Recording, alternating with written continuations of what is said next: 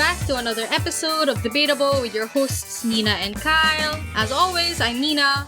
I'm Kyle, and today we're talking about the psychology of climate apathy, which is, just a fancy term that we use when we say, what, people don't care about climate change?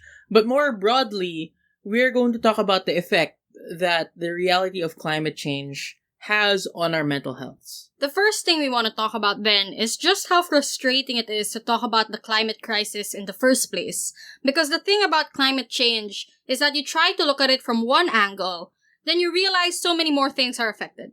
And those things end up affecting other things, then end up affecting people, industries, the economy, etc., etc. And it becomes very overwhelming. It's like accidentally tipping over a domino, and then you know you need to stop it, but it just continues, and you're kind of just stuck watching it and watching everything collapse. Yeah, and you just can't help. You can't help but marvel at it, at the connections, but at the same time, it's kind of terrifying if those dominoes are buildings, for example. Like that's what it feels like. It's like a domino effect, but the dominoes are buildings. Or the dominoes are countries, and a lot of people are dying, and a lot of people are dying. So here's an example of that. So you know that you want to reduce carbon emissions, a lot of it comes from fossil fuels, right? So what do? The scientific community says, we should try looking for renewable sources of energy. And one of those ways is if we, instead of using our crops for food, how about let's turn some of it into fuel? So like corn or soybean, let's turn it into something called biofuel. Wouldn't that be great? Yes, it would be great. And so we got biofuel. But the problem with that is, because of climate change, you experience a lot of drought, so there isn't a lot of food to go around, so there's a food shortage. So if you use even more of your crops for fuel, that just intensifies a food shortage. So we were like, alright, how about we use some more of that land to grow more crops for biofuels? Yeah, easy. Check. The problem is, the only land we haven't utilized yet is forest land. So, that's how biofuels end up contributing to deforestation.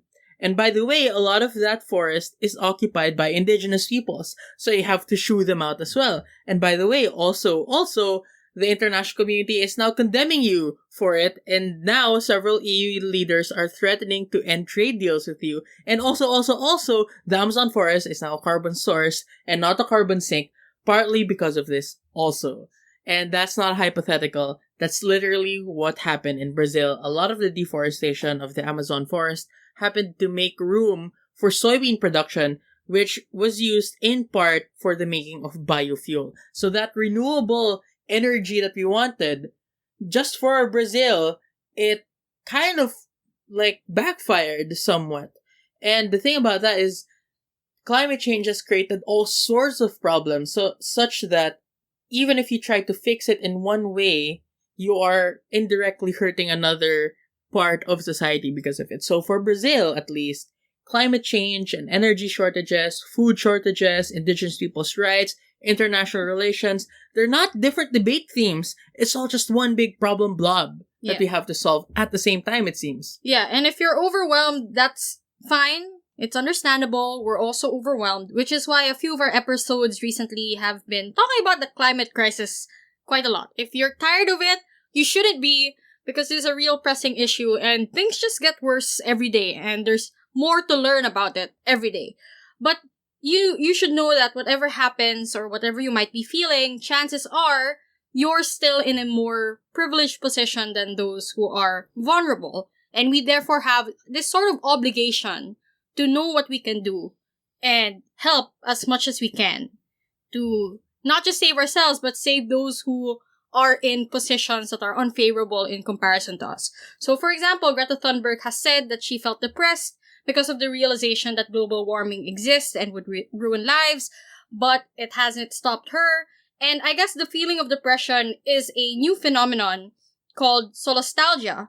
And as a concept, it was developed by an environmental philosopher, Albrecht, to sort of understand the psychological trauma experienced because of climate change and because of the environmental changes happening all around us. Yeah, so I read Albrecht's original paper from 2007. And it was quite a fascinating piece of research because it looked at a place in Australia, in New South Wales in Australia, which had accelerated the expansion of their open cut coal mining and power industries. So it's a place that has a lot of, environmental disruptions and a lot of environmental changes. And within those communities, they conducted interviews with a lot of people, and they had what is called ethnographic fieldwork, which is it's a fancy academe term, which basically means like there's a person a person called an ethnographer who lives in the area with the residents to collect data on perceived threats to well-being, actual lived experiences of environmental change. But for other cases, like other studies, an ethnographic fieldwork is also important. So like if you're studying cultural attitudes, you usually have ethnographic fieldwork. So they're looking at responses to environmental change as a part of cultural attitudes. And what they found was that for many people, the changes in their environments had disrupted their sense of place, basically, and their sense of identity. So as a result, their mental and physical healths were challenged because of the changes. And more than that, they also felt powerless to influence the outcome of these changes. For some people, the changes represented a sort of generational battle, saying that the reason why their ancestors left England to go to Australia in the first place was because of a doctor's recommendation, because they were suffering from a lot of problems regarding their respiratory system due to the Industrial Revolution and all the smog that it brought forward, the smoke, the working conditions, etc. So they sort of lament the fact that they have to ask themselves the same question their ancestors did, which is, where do they go now? Yeah, and it's quite tragic. And the paper had, because it again was from interviews partly, they were looking at people who actually experienced like the brunt of these effects. So they were saying that, some of them lost weight, some of them would have to wake up in the middle of the night with their, stomachs clenched. They said it was like clenched like a fist, and they're thinking like, what are they gonna do? They're losing money because they're farmers. A lot of them are losing money because of drought. The government doesn't want to listen to them. The corporations don't want to listen to them. What do? Like, do they just go broke? They can't sell anything to anyone because no one wants to buy it, especially their property, because it's right next to the mine. So they didn't know what to do at all. And that kind of reminds me of like the Ben Shapiro meme, where Ben Shapiro was like, all right, let's say, let's, I try. Don't try that. Let's say that global warming exists and a lot of people's homes will be submerged into underwater. And Ben Shapiro was like, don't you just think that people will just sell their houses and move? And then H. Bauer guy was saying, yeah, just one problem. Sell their houses to who, Ben? Fucking Aquaman! So it's basically the same thing here. Like this what they're experiencing. They know that they'd rather leave. It's just that because their environment is so bad, they can't sell it. They can't afford to leave. So they have no choice but to stay there. So like, if we're talking about other poor people, like recently we talked about women in the slums in India. What they had to do was they painted their roofs with a reflective white paint, so that a lot of the sunlight gets reflected back into the atmosphere, instead of them actually feeling the brunt of the heat waves and stuff like that. A problem with that is they can't move. They're too poor to move to a place where they don't have to feel that level of heat, right? Yeah. But so innovation isn't really commendable if it's done out of desperation, like in the case of so many people that had to create new inventions all for the sake of, cutting costs and surviving at the same time. I would say it is commendable, but it's still kind of sad. Like, if you see like a big tragedy, for like a really, really big tragedy, a lot of people are dying, and then you manage to save a lot of them, I think the fact that you saved people is commendable, but it doesn't mean that the situation is something I'm like, whoa, that's so cool, right? And I think that's what's happening here. So like these kinds of people, they do have their own ways of coping, but it doesn't change the fact that for them actually living through it, there is a huge mental and physical toll. But there's also qualitative work. So again, it was just interviews, right? So it's qualitative. So economists go like, oh, that's just qualitative. But it was eventually validated by the creation of a quantitative measure called the Environmental Distress Scale, or the EDS, that was developed by Nick Higginbotham. And the EDS is a survey of like 81 questions that's used to measure environmental distress components like the frequency of hazard events like dust, noise, vehicle movement, pollution. So you can answer on a scale of 1 to 5, 1 being like never and 5 being daily, whether you observe heritage destruction, soil erosion, your perception of threat to yourself or your family, when you think about certain environmental hazards, whether you agree with statements like, I am worried about risks to human health due to environmental pollution. And a lot of those questions were weighted, they were combined and they yielded a total distress score. So, fun fact, that's how a lot of economists do their work. If they're trying to measure something that has never been measured before, or they're trying to measure feelings, they do use like these kinds of surveys. They take qualitative or subjective measures like feelings and put them on a numerical scale, and then they create an indicator showing the overall level of that feeling. So in 2006, Nick Higginbotham used the EDS to compare two rural communities. One rural community had environmental disturbance, like a lot of environmental disturbance, and the other rural community had low environmental disturbance. So you had something to compare it to. And as predicted by Albrecht, the data ended up showing that the group that had more environmental disturbance had higher environmental distress scores as well. Yeah, so a lot of this actually goes unnoticed for many of us in this generation in particular, because I guess we kind of grew up with climate change as a background issue for all other issues. Like, we've known since we were young that the environment is dying. Kyle, when he was younger, ended up giving all his teachers and classmates a copy of The Inconvenient Truth. And Yeah, I received a copy from his parents recently as well. So, I mean, it just proves that one, Kyle was a strange kid who cared a lot about the environment from a young age. But two, that, this is not new. This has been a background issue for many of us for a long time. Yeah, I just want to say it was a background issue for me because I remember it was Christmas time. I was like a 7 or 8 year old, and I was just giving all my teachers this like really bad like copy of a documentary basically. And then the following year, I approached the vice principal, and then I was like, Miss, did you get the gift that I sent you? Of course, Kyle, I did. Did you watch it? Of course, Kyle, I did. It was very interesting. Then why aren't we talking about it in class? Yeah, so Kyle was an intense kid. Okay, so maybe you're not like Kyle, right? And most people just sort of know that climate change is happening, and while it does bother us, we don't let it take the limelight. Because other things might be our priority, right? We might be more concerned about corruption, or personal issues, or the stress of online class for, like, this generation. However, this does not change the fact that you do feel distress in a way. And perhaps, our generation has just sort of adapted, given that we're bombarded with this information daily. We've actually also experienced anticipatory solastalgia because of the pandemic, for instance. In early 2020, a bunch of people were saying, oh, the world is healing, and noting that they could see the stars more clearly because big corporate buildings were vacated, stuff like that.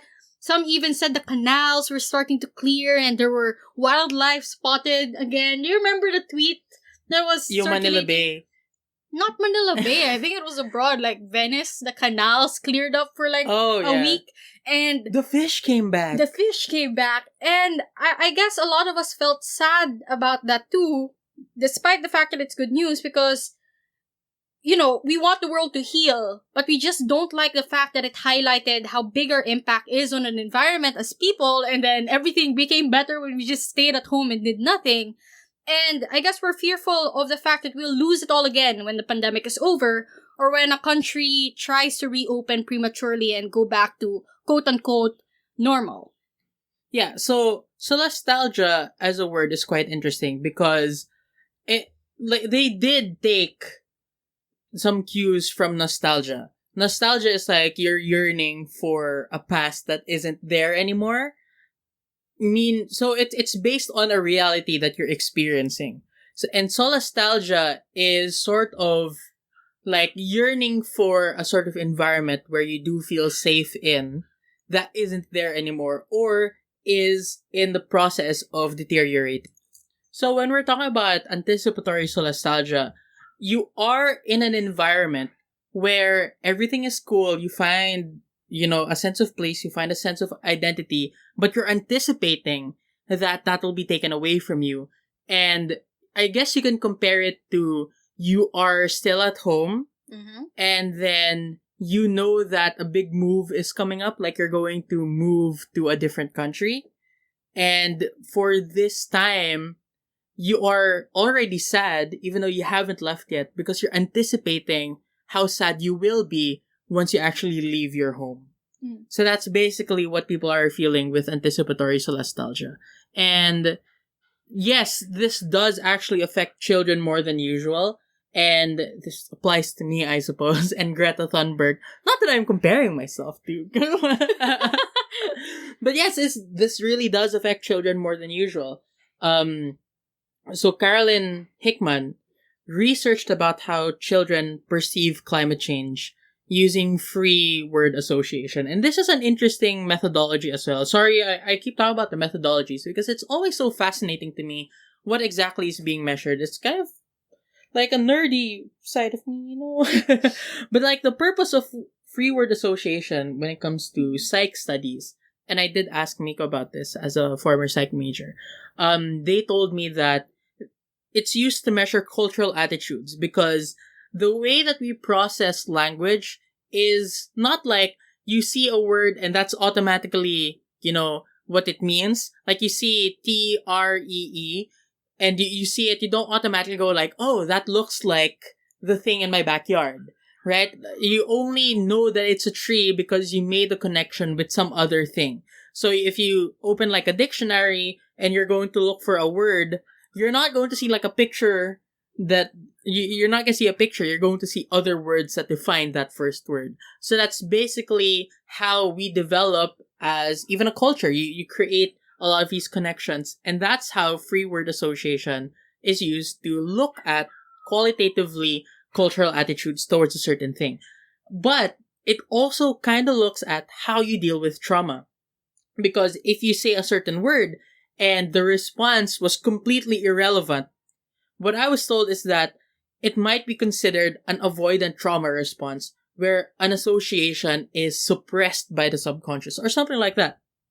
And it also shows like your feelings towards a certain thing. So Carolyn Hickman, again, did word association research with children where the researchers introduced climate change or global warming to the children. And the response was quite interesting because some respond by saying, oh, it's a virus, because they understand climate change as something that spreads, that is dangerous, that is something that you get when you're not careful, something like that.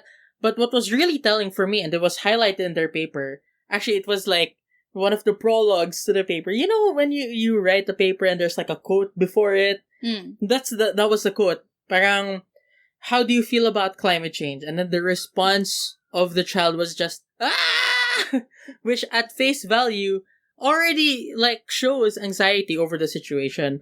But more importantly, the fact that it's very hard to describe feelings about the environment and about climate change, especially for children.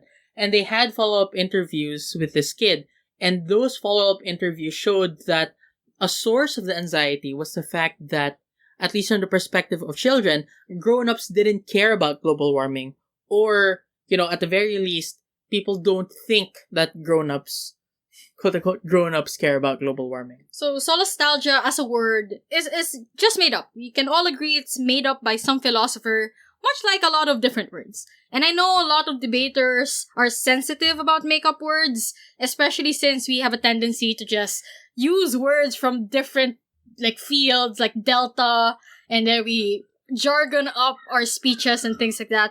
But the reason why solastalgia was coined was that the fact that never before in our history have we experienced such rapid global changes in climate. So the mental distress that comes with it has never had a word to go with it. And a lot of people were starting to feel that, there needs to be something to describe the way we're feeling, especially if so many people are feeling it at the same time. Yeah. So we have established that people do get depressed because of climate change, and this is a real thing that people actually feel in response to things that happen to them. Not because of some sort of hysteria, but depression manifests itself in many ways. So the reason why I brought up yung hysteria point was in the unoriginal draft of this episode, in the script, there was a long tangent about how this one person commented on our YouTube page, because you do have a YouTube page, ito yung plug. They commented like, I have 3 points that completely negate the possibility of climate change and global warming. Yeah, they were trying to debate us in the comments, no? Yeah, with like really sciencey terms, and like just a couple of Google searches can disprove their points as well. And actually, just like logic, kasi a lot of it didn't really negate anything actually. But they said, because of these 3 points, you are just hysterically speculating about the environment. I'm just like, we are not hysterically speculating the things that are actually happening to us, dude. And I assume, like, kasi they had a name that was not, parang stereotypically European or white. Like I don't know. Like, did they give off a Chad vibe? Is that what you're going for? It was Chad, like, actually. No, they were like trying to be Ben Shapiro, probably. Yeah, watts per mass squared, a joke, watts per meter squared, LWIR black body radiation is impossible because of non-radiative heat transfers in the atmosphere. I can't believe you have it memorized somewhere in your subconscious. But anyway, I guess since we're talking about how people react to climate change, like that's one reaction, right? You can be a Ben Shapiro and negate it. But I guess for a lot of more reasonable individuals, there are so many different climate change reactions that you can have. And they intersect with one another. And I guess what I want to try to do in this segment is sort of introduce the likely reactions an individual may have. And you may fall under a category as an individual, but if you don't, that's fine as well. So an important thing to note here is I'm not an expert on depression or on anxiety. My main credential here is just the fact that I have depression myself, and I know that doesn't cut it, but I speak mostly from experience as well as from different articles, posts, and researches I've been exposing myself to before this episode. And if any of this applies to you, great. Read up more on those things, expose yourself to different fields, understand yourself better. But if nothing resonates, then perhaps there are just some individual experiences that have not yet been accounted for, and, well, that's understandable. Yeah, for starters, there seems to be a common root for all reactions to climate change. And if you believe in it, then part of you probably suffers from what is called eco-anxiety.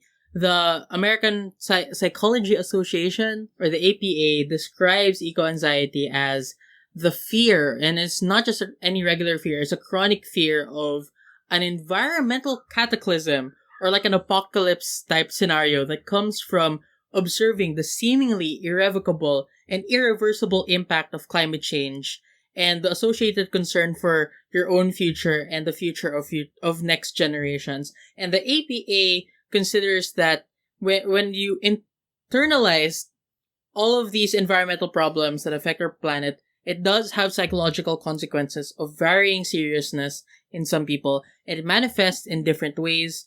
And also, again, leads to different actions, different reactions. Much like other personal issues, the symptoms also vary from person to person. Some people get distressed, other people have sleep disturbances, other people become shaky at random. Like, they literally Yeah, They shake. that's my manifestation of anxiety. Like, I cannot hold still. Do you know the TikTok trend where you can see, you test how still your hand can be? Like, oh, mine just looks like a big shaky wave because I It's a cannot shake do wave. I cannot do that. So anyway, we now know the root of most of our environmental distress, and that's eco-anxiety. So let's talk about reactions. The first one I would like to highlight is the outcome of coping. So one way of coping is obviously denial. Kyle already talked about this in the previous episode that I was not part of because I had a sore throat that day.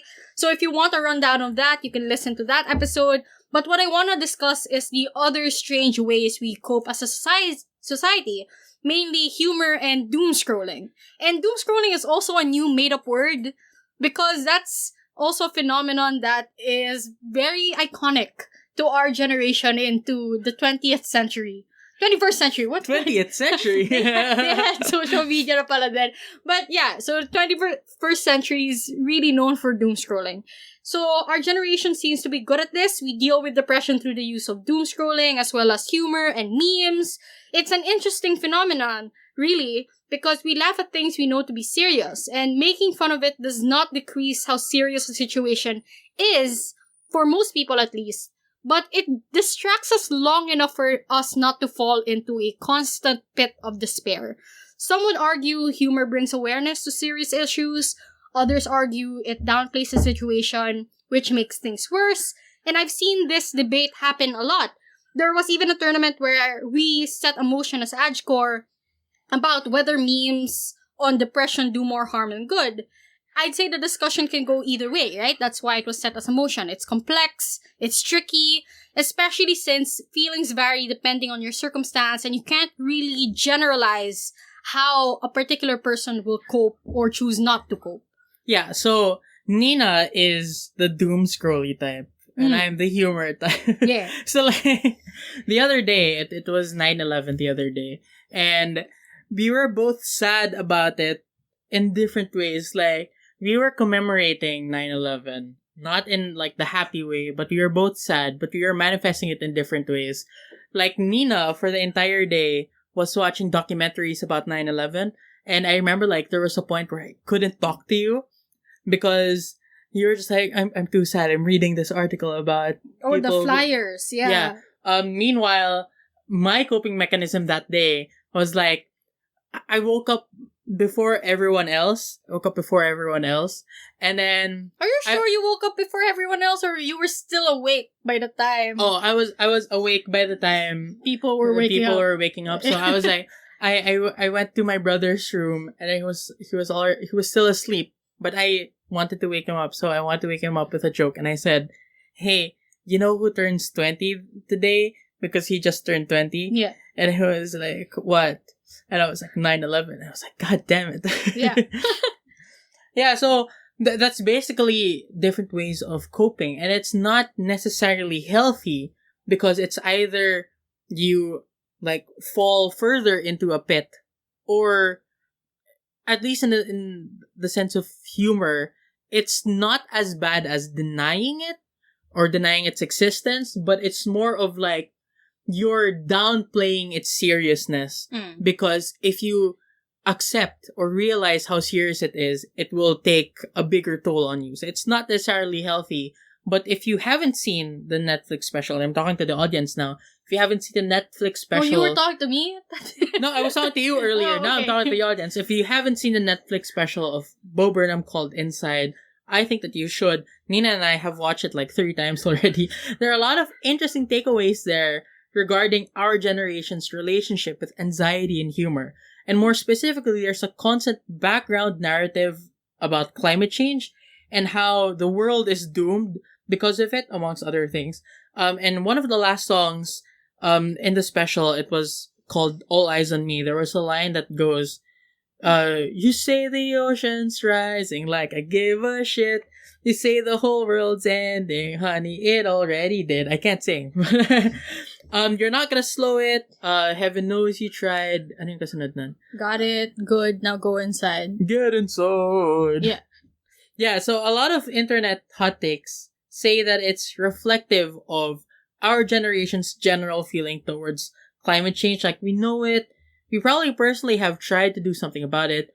We feel hopeless because that effort wasn't enough. We try to forget it, and then the cycle continues. Yeah, so that's just one song. There's also another song called That Funny Feeling. One of the verses goes, You have to quote, sing. I don't know how this line goes. I forgot. So, and I don't want to sing. So it goes, the whole world is at your fingertip, the ocean at your door, the live action Lion King, the Pepsi halftime show, 20,000 years of this, 7 more to go. The last line is what matters here. In 7 years is 2028. And that wasn't by accident, right?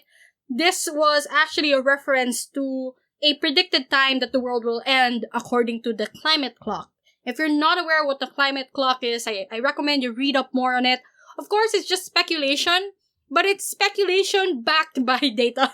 So, I would say that it is kind of threatening, but you should also check it out. So the song is deliberately showing how we seem to be just coping with everything until the end, right? The Lion King live action, the Pepsi halftime show, they're just kind of distractions until 7 years are up and then we all, poof, vanish. So it's just saying that everything we do before 2028 is useless distractions. Yeah, so while it's quite easy sometimes to belittle depression, because some people manage to spin it into something productive at times, that doesn't necessarily mean it's healthy. Most hope and action that's built on depression is short-lived. This is a common experience for a lot of depressed and bipolar individuals, like you've told me, Nina, who think that they can just snap themselves out of it due to sudden action, or by establishing new routines, meaning-making, finding new hobbies to hyperfixate on. But I think that that's not quite sustainable because, I said that it's hope built on depression, but if it's hope built on depression, then it's not like a sustainable form of hope. Yeah, so there's actually a term for this. If you somehow grow into a better person because of your depression or something, like this is a rare instance, but it does happen for some people, which is why it's kind of controversial. Remember there was a motion that people were posting about on Facebook about getting rid of depression? Right? Yeah, the one that people hated. Yeah, people hated it because obviously depression is something you'd want to collectively get rid of. There's nothing inspirational about it. But apparently one of the arguments in defense of having depression is that it's meaning-making, it's character building. I don't agree with it. It's part of who you are. Yeah, but basically there is a term for instances wherein you grow from that, and it's called post-traumatic growth. And it's common for people who gain revelation and establish communities through their depression or end up getting more friends because they managed to get through the angst. Yeah, so I guess, while that does happen, action isn't just because of hope. It can also be because of paranoia, anger, as well as guilt and self-loathing. So the individual responsibility and guilt people feel over the environment is another controversial topic. So you might have grown into a better person, but maybe the reason why that happened isn't a good reason, right? You might be angry, you might be guilty, you might just really feel bad about yourself, and that's what pushed you. So on one hand, people would argue that this guilt is good. Vegans use it for their propaganda on the daily, right? Saying not all vegans, just the vegan teacher. Yeah, but a lot of vegans do use this, at least the loud minority. I want to believe they're a minority. The same way a lot of us woke individuals use guilt to try to change people's minds on Twitter and Instagram or whatever the younglings are using these days, like TikTok or whatever, right? So they try to utilize fear and guilt to their advantage. So while that might be seen as a good thing, like it spurts action, etc., it can also be a way to make people scapegoats for things that they really have no control over, right? So should you feel bad as an individual when corporations are largely at fault for the damages that are happening for the environment? Why should I adjust, for example, when corporations are the ones doing the oil spills, producing the plastic bags? Like, what will me using a straw, like a metal straw or a bamboo straw, going to do, right? So, again, it's another debatable issue. This has come up in many nationals in the past. Not sure if I was competing in that nationals or if I was ad score of that nationals, but it did come up, right? And it's a debatable topic. I don't think it's resolved even until now. But bottom line is, pragmatically speaking, guilt, paranoia, and anger does make sense and it works. Much like hope, though, as Kyle mentioned, it's short-lived. Yeah. The last possible income, the last possible outcome is inaction. And that's what we wanted to talk about initially, which is climate apathy. Because a lot of the research that I read came from a book called Climate Psychology on Indifference to Disaster, which is a book from 2019. But it was just about apathy, basically, or indifference. But I don't think that's appropriate to say that it's just indifference or apathy. I think it's better to say that it's inaction. Because in the instance that the message comes across and people see urgency, sometimes they might also feel too small to fight against it. This is what a lot of people feel, like they don't have agency over what happens to them. And as a result, they end up being too sad to do anything about it, and they don't do anything about it. People might be stuck at this coping part, and worse, they might fall into utter despair over the situation of our world. And this manifests in either being pessimistic about the future or pessimistic about the present, or both. It might also manifest itself in just trying not to think about it at all. A lot of people in our generation, for example, no longer see the point in trying to accumulate wealth for the future or starting a family of their own. Capitalism also doesn't help this feeling of pessimism. Yeah. So it just kind of adds up. I guess that's the main point of that.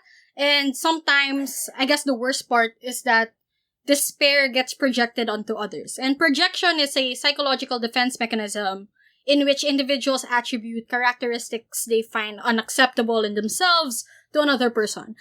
This is Freudian, so take it with a grain of salt, but a lot of people are citing that this is what's happening to a lot of individuals. We seem to project our problems onto others. And there are many types of projection in psychology, right?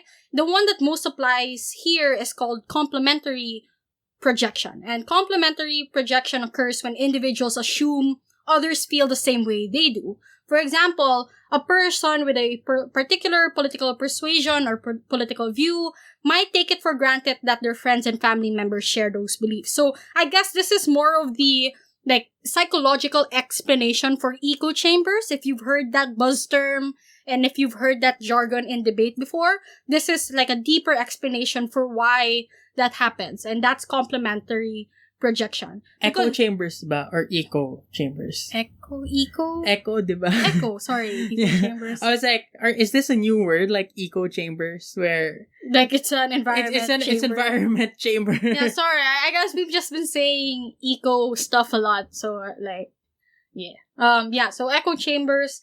And because you no longer see a future for yourself, in the instance of talking about climate change, you stop seeing the future in others. And you don't think about it as well, right? You lose empathy for others in similar situations. You lose faith in government. You lose faith in the capabilities of humanity as a whole. So your pessimism becomes everyone else's pessimism in your eyes. And that just leads to further domino effects of inaction. It's sort of like, what do you call that problem where you think someone is not gonna act, therefore you're not acting? It's a collective action problem. Yeah, so it's a collective action problem. So it leads to a sort of collective action problem, right? And the psychological explanation for that brings us back to this, right? You're projecting your pessimism onto others. Yeah, and I remember we talked with Papat about this in a previous episode about cynicism, like it's widespread cynicism. And I think now that it isn't just a function of the media or anything like making people more pessimistic or more cynical. It's the fact that there are lots of people who are already acting cynically. So they think that other people are going to act cynically in return. So it creates this sort of loop. But if environmentalists don't like that people aren't doing anything, don't go ahead and say that they're lazy. Don't just say that they don't care, because it is possible they're experiencing eco-anxiety. It's possible that they're experiencing solastalgia. It's just manifesting itself as hopelessness or inaction. But also, think about what this means for debates, because, I mean, like, this is not the main priority, but there are debates about, exaggerating the effects of climate change and whether or not that would lead to more action or less. Typically, the debate has affirmative or gov side saying we should exaggerate the effects because that's the only way to get people moving. Meanwhile, opposition or the negative side usually says we have a duty as the media or we have a duty as a scientific community to be truthful. But now we have another dimension to think about, which is how does this affect mental health? Because at some point, too much doom and gloom can actually be counterproductive towards the creation of an action. If people think that it's inevitable, what is your incentive to try to change that? Yeah, so it's sort of like finding a nice balance, right? Because not enough push on urgency leads to people not acting, but if you do it too much, people will also not act. So, like, both extremes lead to the same bad outcome. So you want to find that sweet middle spot where basically you are making people fearful enough, but hopeful still. Yeah, so I think it's the way that it's framed, though. Yeah, it's how you frame it. And that's like an issue our generation and even politicians and experts have been dealing with for a long while. So I guess one thing to note here is that we've seen a lot of media try to talk about this situation and talk about sort of the tendencies and mindsets that people have. So Tomorrowland, which Kyle made me watch recently, and this next part has spoilers, by the way, it has an environmentalist as the main antagonist, right? So it's kind of weird that they're the antagonists, but basically they're the antagonists, right? He's been subconsciously manipulating the people on Earth to feel the incoming doom more and more. But he says that people just ate it all up. Like, they welcome the apocalyptic narratives in media. People are essentially lazy.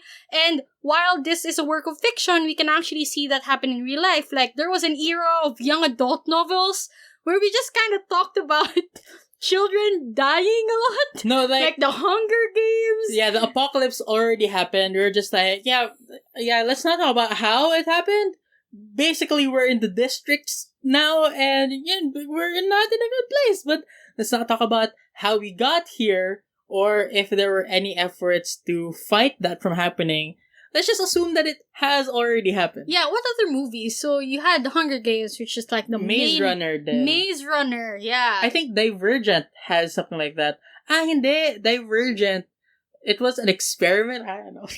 But, I don't like that trilogy like but that. Basically, it's mostly dystopian, right? And we ate it all up. And that's basically what this Disney movie is trying to tell us as well. So what made this person an antagonist wasn't the fact that he was an environmentalist, but rather they were a pessimistic environmentalist. And they were very pessimistic about the future. And the metaphor in that movie was that you have two wolves inside you. One that thrives on hope and optimism and action, and the other one that thrives on pessimism, despair. And the wolf that wins out is the wolf you feed. And that's basically like telling us as a generation, stop doom scrolling, stop being pessimistic. And, I know you like this movie a lot. Like, I'm not gonna diss this movie. I know you have a lot of problems with it. No. My main problem isn't the movie itself. It's the fact that Disney is telling me all these things. Like, this huge monopoly of a corporation that has probably done its fair share of bad things, just slaps on this narrative on Tomorrowland. It says, we have been absolved of our problems.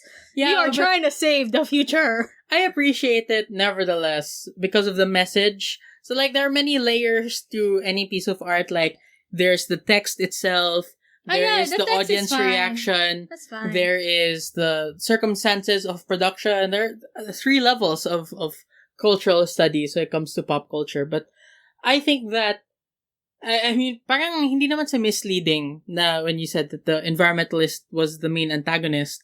But we also have to say that the protagonists were also environmentalists. But where they disagree is how do we portray and like what attitude should we have towards being an environmentalist? Well, except one of the protagonists. He was like both at the same time.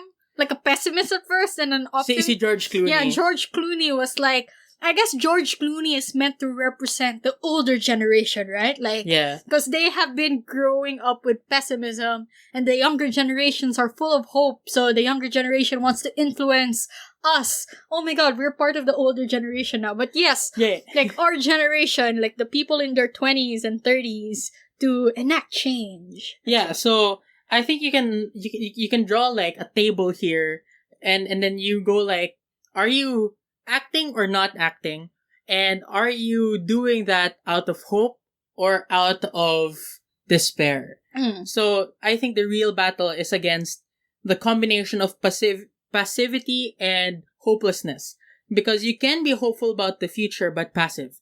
Those people who say that things will all be okay, we don't need to do anything, either climate change isn't real, or maybe climate change is real but we can fix it without doing much because Jeff Bezos will transfer all pollution into space, or Elon Musk will save us. Or we move to Mars. Or you move to Mars. So you can be hopeful about the future but passive. You can be pessimistic but active. But that's not sustainable because you have to eventually face the problem of burnout, of fatigue.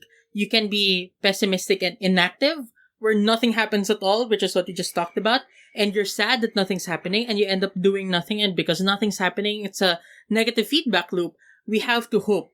We have to act. Like that, I feel, for me, like this is where, like, I am the most flowery in my personal philosophies, because I really do think that the only way to get out of this is if we have hope that we can get out of this, and at the same time act on that hope as well. Yeah, so Albrecht, which we mentioned earlier in the episode, they published something in 2020. So it wasn't just their old paper, they have something new as well, and that's about negating solastalgia. So their old work was about introducing this concept, but now after a while it's like, we gotta deal with it, so they made this paper.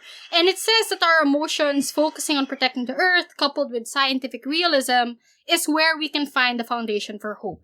The causes we are committed to are not arbitrary or utopian, but rather, we should see them as the strongest reasons to do something positive. He also uses the wolf metaphor, but instead of framing it as between optimism and pessimism, it's between creation and destruction. There's a perceived trade-off between destroying the earth for our benefit and protecting the earth at the expense of some conveniences. And I guess this has been a conversation happening for a long while. That's why a lot of people, for example, are not willing to change cars into less gas-guzzling vehicles because it's less convenient for them, right?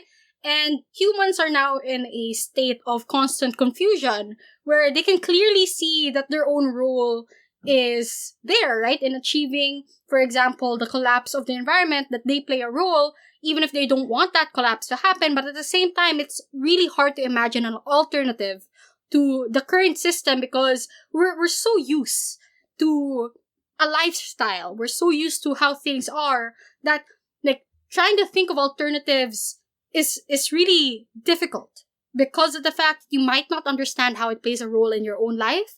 But if you do, you don't like it, right? So what happens is it seems to be cognitive dissonance, and you're always going to be in this state of confusion.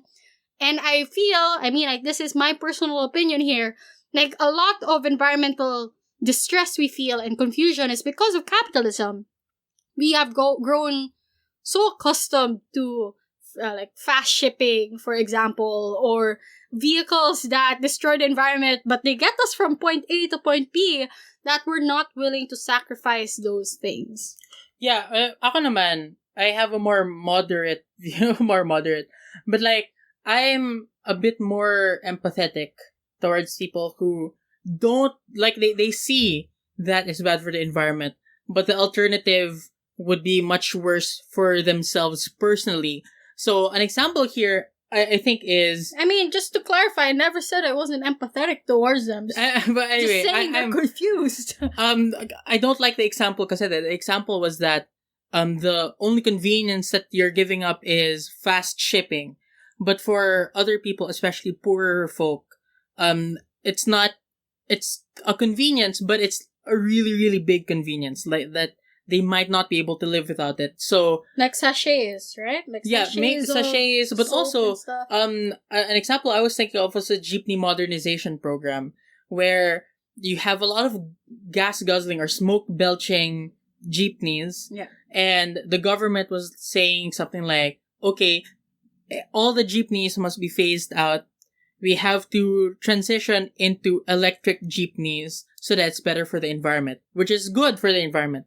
But there are a lot of real trade-offs that these jeepney drivers will have to face, which is The that's more costs and stuff. expensive. We do not have infrastructure to support and electric cars, those kinds of things, and it's very difficult because the government isn't subsidizing. So there are lots of levels here.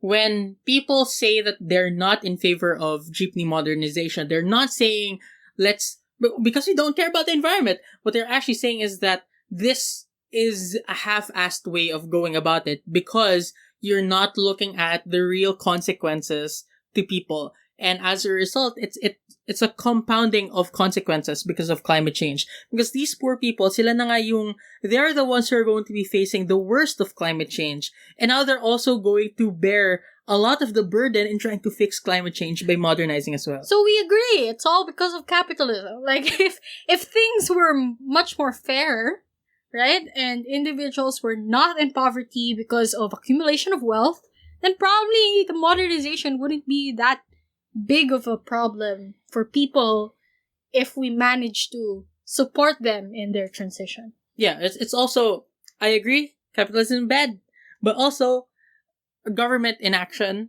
or a lack of government understanding, I think is also bad.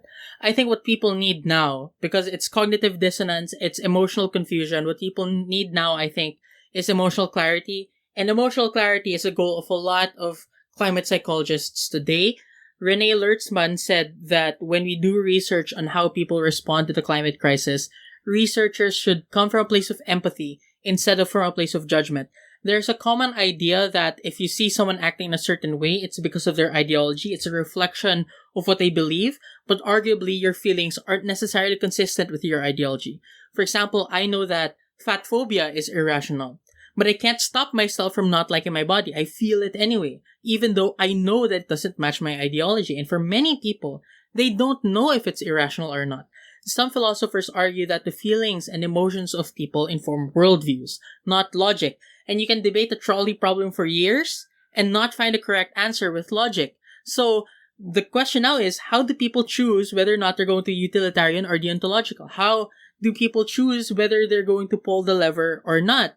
It's not, logic, because you can't logic your way out of choosing utilitarianism over deontology.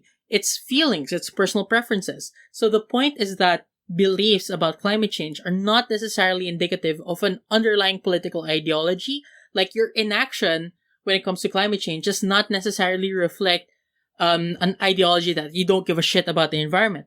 On the other hand, a political ideology isn't necessarily the root of those beliefs, because the opposite may be true as well, which is why it's important to treat people with empathy. Yeah, so when we treat people with empathy, I feel like we get to achieve more things, but we tend to look past those things because we share the same circles and assume that feelings people have are consistent across the board. So if you remember our conversation earlier about projection, this is also another type of projection. I forgot the name, but basically it's the assumption that other people can do the same things as well as oneself, right? So if you believe in science, that's because I believe in science. Or if I believe in science, you should be able to. And if I can be logical, you should be logical as well. And I feel like a lot of problems come about by this kind of projection. Like, we fail to recognize that people are different. We fail to recognize that they don't think the same way we do. They don't have the same, for example, educational attainment. They don't have the same experiences. They don't feel the same kinds of problems that we do, right? So I feel that we need to sort of step outside of our comfort zone in how we address people, and that's the only way we can actually see change happen. Yeah, Lertzman actually said that instead of looking for ideological consistency, we should instead look at places where there isn't consistency. We should look at places where there are contradictions that can be conveyed through narratives. So Lertzman actually did some work with Republicans and interviewed them to find some of these contradictions, because, a lot of Republicans, they don't actually go like, let's destroy the environment, right? A lot of them are saying that they're actually fearful of something else. So one of the Republicans that they interviewed said that they'd rather have smog than have it be removed by the Environmental Protection Agency because they believe in small government. But on the other hand, they also don't think that a corporation should just be able to make something that causes lung cancer or pollute with no consequence. That's clearly a contradiction, right? Because on one hand, you wish that corporations don't smog up the air, but at the same time, you're not willing to desmog the air with environmental action. That's a contradiction. And if it were a debate, you would say, that doesn't make sense. That's a contradiction. But real life is not about winning. You can't win your way into resolving a fundamentally psychosocial tension in another person. So for Alertsmut, the answer to the question of how people vote against their self-interest regarding climate issues is to look at 3 A's. Anxieties, ambivalence, which is where they're conflicted, and aspirations, which is the view of what they want the future to be. So, I guess despite what many of us in the the debate world would say, I don't think Republicans believe that we should not care about future generations or the environment because they want to help future generations, but they're anxious about what government intervention will mean for their own lives and the enjoyment of their particular liberties. So these kinds of people, right? You can't keep using the "but future generations" argument over and over again because it won't work. Because you're not really addressing the root of their anxiety, the contradiction, the aspiration, like what Kyle mentioned. They will end up saying what everyone is saying in that Republican Party, for example, which is that you should be responsible on your own, which is something I know many of us don't believe is feasible, especially if we want to make a large-scale change for the better. But that's ultimately what these people are trying to see or trying to say themselves, right? So you can only understand where the root of the miscommunication is if you're stopping yourself from trying to win an argument and instead trying to reach a sort of consensus. Yeah, and Lertzman was able to make conservative Republicans want to take action in response to climate change, not by logicking them to death, but by, again, using those 3 A's, by looking at anxieties, ambivalence, points of ideological conflict, and their aspirations. And this was their process. They began with a conservative narrative. So they went on a camping trip. They went on a hiking trip to a mountain, which was really nice. It had nice nature, stuff like that. And they did like a campfire speech type thing, like a team building thing. They began with a conservative narrative about, what it means to be American, having freedom, being able to enjoy wide open spaces, nature, family. And then they introduced the issue not by using buzzwords that make them defensive, like climate change or global warming or the climate crisis, but rather using something like, we are facing a lot of changes to our climate. And then immediately, they talked about various anxieties that may come up, whether that was resentment or anger or fear. They say things like, you may feel angry or resentful, and then talked about the fear of having solutions handled by people they don't know and people who don't actually care about their best interests. But they got conversations going, and they got conversions, actually, when they said that they can learn to address it on their own terms. About hard work, ingenuity, coming together to solve a massive problem, patriotism, sacrificing something for the greater good. And what ended up happening, what they said was, they ended up with a script, an actual script that was read by actors, and they tested it with dial testing methodology about climate change, and they said this, it truly resonated with a surprising number of conservatives who were skeptical about climate change issues. Yeah, so that's why debating is a thing, isn't it? You need to step into another person's shoes, you need to know what they're anxious about, where do they have tensions in their life, how can you reframe their aspirations towards a particular goal. But that as an aside, I don't really like the trend where debaters see a motion that you're acting like a Republican and immediately they go, our interest as a Republican is to get rich and burn forests. Because even if that's debatable and even if that's easy, it's not really productive outside of the debate room, I think. But even if that kind of is a strategy you like using, I guess I want our listeners to understand why it is we do what we do as debaters, or at the very least treat real-life conversations with people you disagree with not as a competition to be won, but as a dialogue that involves irrational but valid fears about the lives of the people you are talking to or talking about. So yes, while we do teach you how to win debates in tournaments, especially since that's the goal of this podcast overall, do not assume that those strategies apply in real life conversations. So different rules need to be followed. Personally, I think a lot of different groups, including those that I'm part of, they don't seem to realize that yet, that there's a difference between like the Discord debate tournament and the real life conversation that will, for example, get people to vote a different candidate in the next election. So we need to stop trying to win, but instead try to reach a particular consensus or try to understand different people more. Yeah, and Rosie Robinson said that emotional work is a necessity, especially for collaborative projects like solving climate change, or in the case of her paper, making low-carbon energy work. And emotional work is often overlooked in climate research and undervalued in health work. Emotional work includes recognizing other people's fears, acknowledging the efforts of others, noting how stress can limit empathetic responses. So again, the manifestations of solastalgia we were talking about earlier, all of those things you need to recognize. Yeah, so I guess it might feel strange right now because on one hand, we're saying that you should trust the science, but we also want to lean into the emotions and feelings of people. So generally, as I mentioned earlier, a balance needs to be struck. We can't be Ben Shapiro saying facts don't care about your feelings, because sometimes the feelings are the facts that need to be dealt with. But we can't also just rely on our guts to lead the way out of the mess, so we need to compromise. If anything, feelings are indicative of things we need to note as facts. So anxieties are facts, depression is a fact, hope is also a fact. So we need to find a way to balance all of those different things. So thank you so much for listening to a very long couple of episodes about climate change and, how to deal or cope with it, or how we should, frame our attitudes towards it. Thank you so much again for listening. That's it for this episode. We have 2 more episodes this week. We're very looking forward to making those. The next episode will be about debate skill, and then we're going to have a very long matter loading session on Friday. So that's it for this episode. We'll see you in the next one. Bye! Bye!